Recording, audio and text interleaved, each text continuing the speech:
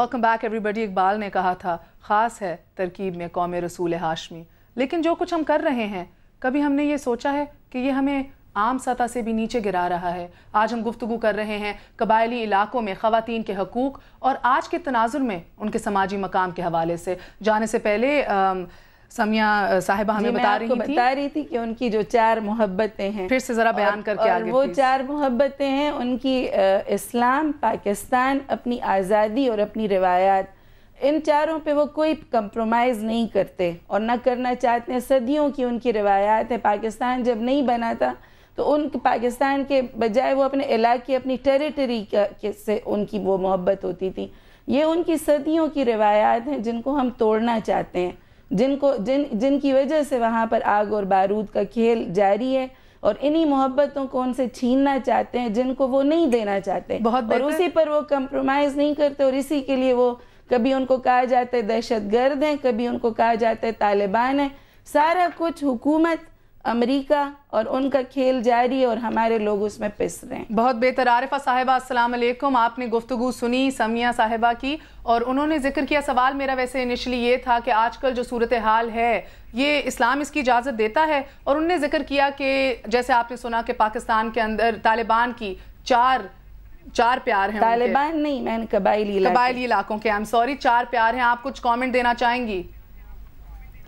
जी हाँ, बहुत शुक्रिया आपने मुझे यहाँ आने का मौका दिया और समिया राहील साहिबा के साथ मैं फिर एक गायबाना तौर पर शरीक गुफ्तगू हूँ। उन्होंने जिन 4 मोहब्बतों का ज़िक्र किया वो चारों मोहब्बतें फैलती नहीं, उनमें रवादारी, मुरव्वत, दूसरे के लिए गुंजाइश, क्योंकि उनका सारा मेरी गुस्ताखी माफ़ कर दीजिएगा, सारा ज़ोर इस पर था कि अपनी रिवायात, अपनी आज़ादी और इस्लाम की भी वो तशरीह जो वो समझते हों, और पाकिस्तान की भी वही तारीफ़ जो उनकी समझ में आती हो। इज्तिमाई ज़िंदगी में इनफरादी फ़ैसले, इनफरादी इंतखाब कोई मानी नहीं रखते। कभी कभी हमें इज्तिमा की खातिर बहुत सारी बातें करना पड़ती हैं, और उन्होंने ये भी कहा कि वो कोई समझौता करने को तैयार नहीं। इज्तिमाई ज़िंदगी में जब तक हम एक दूसरे को गुंजाइश नहीं देते, जगह नहीं देते, जिसके लिए लफ्ज़ समझौता अच्छा लफ्ज़ नहीं है, मगर उन्होंने चूँकि इस्तेमाल किया है अंग्रेज़ी में और मुझे उसका उर्दू में मुतबादिल यही मिलता है, तो मेरे ख़्याल में इज्तिमाई ज़िंदगी के लिए आदमी को एक दूसरे के करीब आना पड़ता है। अपनी बहुत बेहतर आपने जिक्र किया। बुशरा साहिबा अस्सलाम अलैकुम। आपने बात सुनी आरिफा साहिबा की और समिया साहिबा की। आरिफा साहिबा ने जिक्र किया बर्दाश्त के बारे में, गुंजाइश देने के बारे में, और इनटॉलरेंस जो एक पैदा हो गई है, इसके हवाले से आप क्या कहना चाहेंगी? पहले तो मैं आपको बता दूं कि ना इस्लाम ना पुख्तून माशरा, ये जो कुछ हो रहा है ट्राइबल एरियाज़ में, कबायली इलाकों में, उसकी इजाज़त देता है। हमारी तो पुख्तून रवायात जो हैं तो वो तो जरगे से अपने सारे मसलों को हल करने की बात करते हैं, तो उसमें काफ़ी ज़्यादा गुंजाइश होती है कि लोगों को शामिल करें अपने जो मसले मसाइल के हल पैदा करने के लिए। तो ये जो अभी हालात हो रहे हैं, ना वो इस्लाम के दायरे के अंदर हैं, ना हमारे कॉन्स्टिट्यूशन के दायरे के अंदर हैं, ना हमारे पुख्तून रवायात के अंदर है, बल्कि ये एक खेल खेला जा रहा है हमारे लोगों के साथ, और उसको जितना हम कंडेम कर सकें तो बहुत ही ज़रूरी है। पिछले 8 साल से तो बिल्कुल इसको बढ़ावा दिया जा रहा है, और चंद क्रिमिनल एलिमेंट्स को बढ़ावा दिया जा रहा है, कभी इस्लाम के नाम पे, कभी पख्तून रवायात के नाम पे। तो मेरे ख़्याल में ये पख्तून रवायात को भी ख़राब करने की बात हो रही है। जो जहाँ जरगा सिस्टम है उसको कमज़ोर किया जा रहा है, और जो हम लोग चाह रहे हैं कि उधर कॉन्स्टिट्यूशन एक्सटेंड हो, हमारी तरफ से तो ये हो रहा है कि भाई आप सिंपली पॉलिटिकल पार्टी एक्ट उधर एक्सटेंड करें, उधर जो लोग हैं उनको हक दें कि वो खुद अपने फैसले करें। You're absolutely right। बुशरा साहिबा, अभी जिक्र किया बुशरा साहिबा ने जिरगा सिस्टम के बारे में। अब ये सदियों से राइज है कबायली इलाकों में। सवाल ये उठता है कि आज की सूरत हाल में जिरगा सिस्टम भी हमें इफेक्टिव होते नहीं नज़र आ रहा। میں نے جیسے پہلے بھی کہا، اور عارفہ آپا میری استاد بھی، میں بہت احترام کرتی ہوں، لیکن انہوں نے شاید میری بات غلط سمجھی ہے. میں نے یہ کہا کہ واقعی ان کے اندر، میں آپ کو بتایا بھی ہے کہ میں ادھر ہی پلی بڑی ہوں، جتنی محبت اور جتنی یعنی یہ محبتیں ان کی یہ ساری چیزیں ایکسٹینڈ کرتی ہیں، اور بہت زیادہ ان کے آپس میں وہ کمپرومائز ہر چیز پر کرتے بھی ہیں، اور ہر چیز میں وہ برداشت، اور وہ بہت زیادہ پرامن علاقہ. میرا خیال ہے وہاں پر کوئی کرائم نہیں ہوا تھا ابھی تک، کبھی کسی نے، وہ بندوق ان کی ایک محبت ہے لیکن وہ کبھی چلتی ہوئی ہمیں نظر نہیں آتی تھی، لیکن جو ان کے ساتھ ابھی کیا جا رہا ہے، اور میں بشرا سے بہت اتفاق کرتی ہوں اس بات پہ کہ یہ نہ اسلام کی روایات ہیں، نہ یہ پختون معاشرے کی روایات ہیں، یہ تو ان کے ساتھ کھیل کھیلا جا رہا ہے اور ان کے اوپر امپوز کیا جا رہا ہے، ان کے اوپر امپوز کیا جا رہا ہے. ضرور پلیز کہیے، میں آپ کی طرف ہی آ رہی تھی. نے کہا کبھی بندوق کو چلتے ہوئے نہیں دیکھا، کیا کہنا چاہیں گی آپ؟ یہ دیکھیے، ایک سیدھی سی بات یہ ہے کہ ہم اس وقت جس صورتحال میں ہیں، اور بشرا نے بہت صحیح بات کی اور دوبارہ سمیہ نے اس کی تفسیر کی ہے، اور میں ان کی اس بات کی ممنون ہوں کہ وہ مجھے اپنے استاد کے طور پہ یاد رکھتی ہیں. لیکن دیکھنا یہ ہوتا ہے کہ جو آپ کی روایت ہے، کیا وہ روایت بدلتے ہوئے معاشرے میں رکاوٹ بن رہی ہے، یا معاشرے کے بدلتے ہوئے مزاج وقت کے ساتھ ساتھ آگے چل رہی ہے. میں بشرا سے 100% متفق ہوں کہ اس میں زیادہ تر اس وقت جو تماشا گری ہے وہ سیاست کی ہے، اور سیاست بھی ہماری نہیں، وہ سیاست جو ہم پہ یا تو مسلط کی جا رہی ہے، یا ہم سے کھیل کھیلا جا رہا ہے، یا ہمیں استعمال کیا جا رہا ہے. اور یہ بات جو ہے وہ یہ بات بھی یاد رکھنے کی ہے کہ یہ اس لمحے میں اچانک سے کہیں سے یہ بات طوفان کے طور پہ نہیں اٹھ کھڑی ہوئی.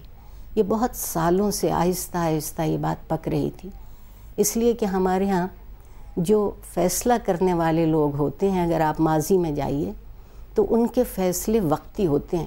اخبار کی خبر تو ہوتے ہیں مگر مورخ کا معاملہ نہیں ہوتے.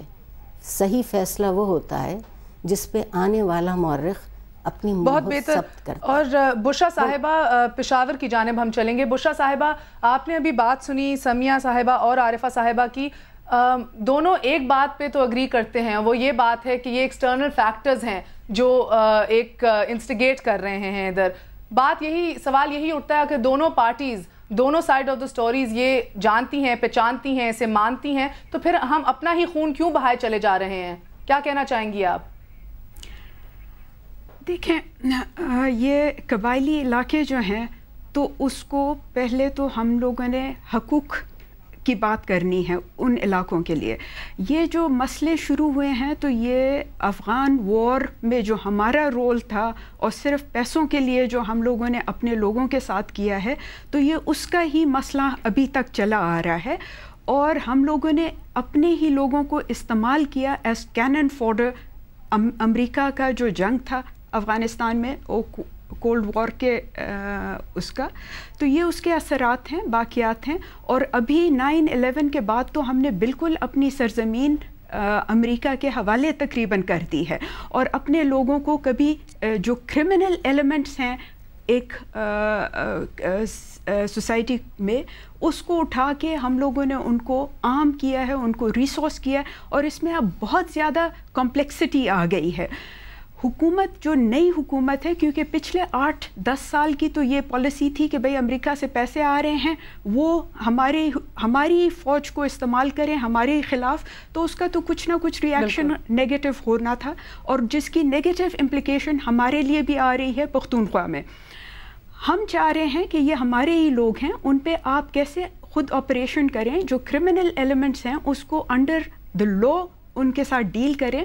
اور جو آپ نے معاہدے کیے ہیں امریکہ کے ساتھ جو پچھلے 8-10 سال میں ہیں، تو اس کو اب پارلیمنٹ میں آ کے ڈسکس ہونے چاہیے، کیونکہ اب یہ نئی حکومت ہے، یہ مشرف کی حکومت. بشرا صاحبہ، آپ کی اس بات سے بہت سارے جو الیکٹڈ حکومت ہے ان کو اب لوگوں کے بارے میں سوچنے کی ضرورت ہے. اور یہ جو افراتفری بنی ہوئی ہے قبائلی علاقوں میں، آپ دیکھیں 8-10 سال میں قبائلی علاقوں کو استعمال کیا گیا ہے، لیکن اس کے لیے ترقی کا کوئی کام نہیں ہوا. ادھر ایک بڑا بالکل آپ کے پاس آ رہی ہوں، آپ کی جانب آ رہی ہوں، بس ایک بات ضرور کہنا چاہوں گی.